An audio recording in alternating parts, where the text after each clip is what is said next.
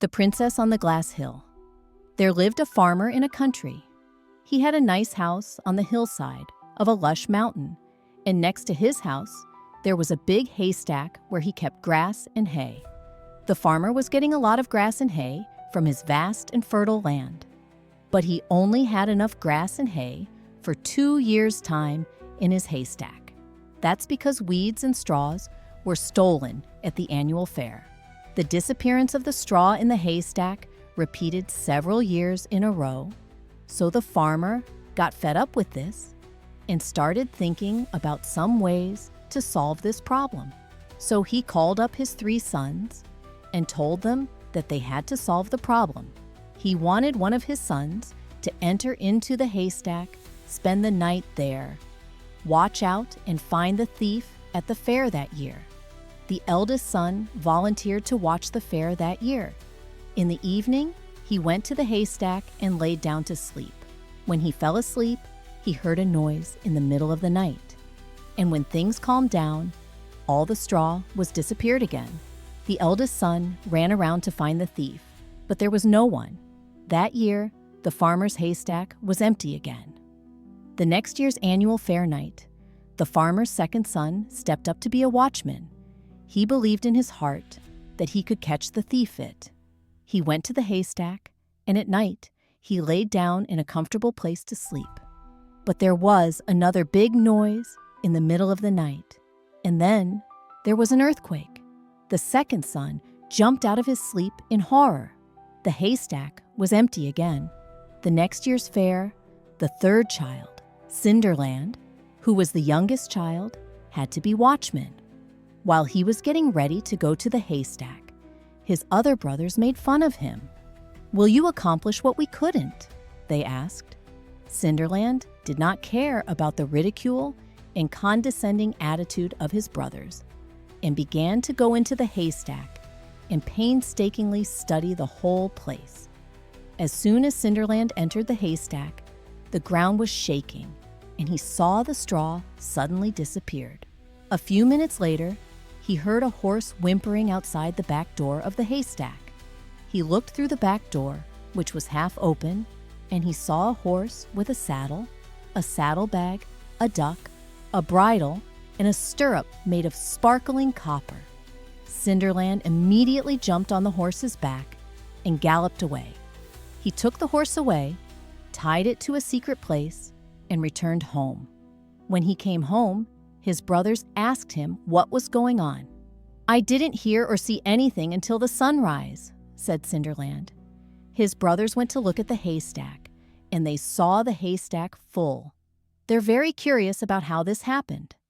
The following year's annual fair night, the youngest boy served as watchman again.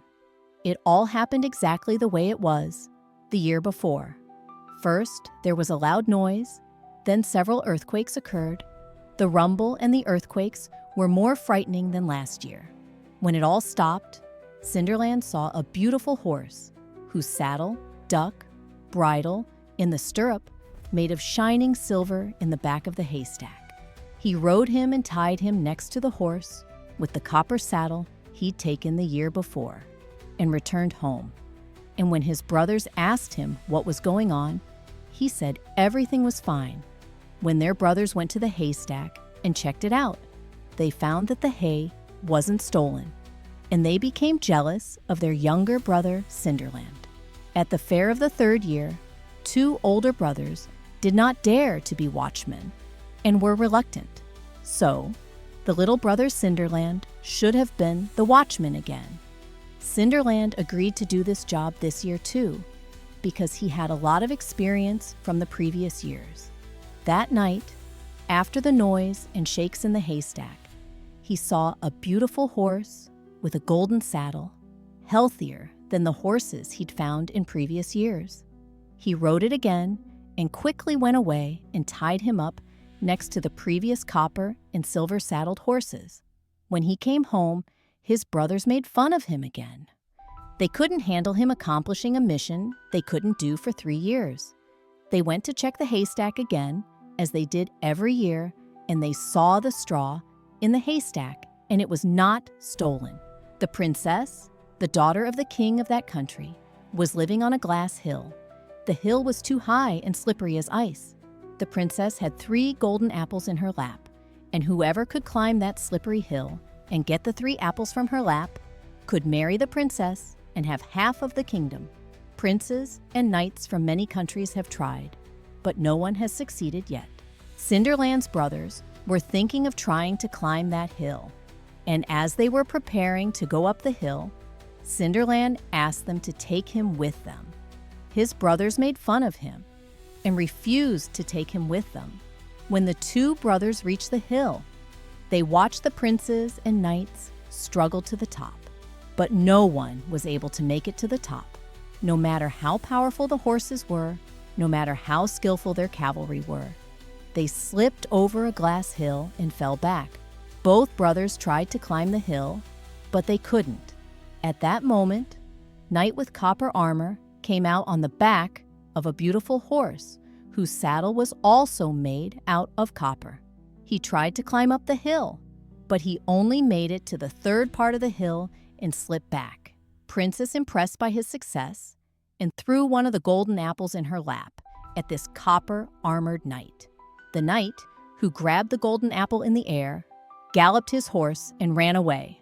The next day, this time, a knight with a silver saddle and silver armor appeared. When he tried to climb the hill, he went a little further, but he only made it to the 2nd part of the hill, and then he slipped back. The princess was also impressed by this knight, and she threw an apple in her lap.